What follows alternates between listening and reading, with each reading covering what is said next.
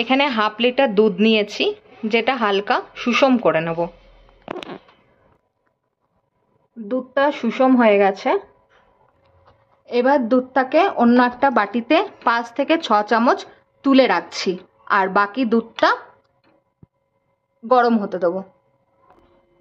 এবার এখানে 5 চামচ কাস্টার্ড পাউডার দিচ্ছি। দুধটা ফুটে গেছে, এবার এখানে 5 চামচ চিনি দিয়ে দিচ্ছি। কাস্টার্ড পাউডারটা ভালোভাবে গুলিয়ে নিলাম। গোলানো কাস্টার্ড পাউডারটা দুধের মধ্যে মিশিয়ে নেব। এবার দুধটাকে ভালোভাবে মেশাবো যতক্ষণ না দুধটা টাইট হয়ে আসবে। আপনারা দেখতেই পাচ্ছেন দুধটা টাইট হয়ে এসছে। আরও কিছুক্ষণ নাড়াচাড়া করে তারপর বন্ধ করে দেবো। কাস্টার্ড তৈরি হয়ে গেছে। এবার এর মধ্যে আমরা একটু আঙুর, অল্প কলা আর কিশমিশ দিয়ে দেবো। আপনারা এর মধ্যে ড্রাই ফ্রুটও অ্যাড করতে পারেন।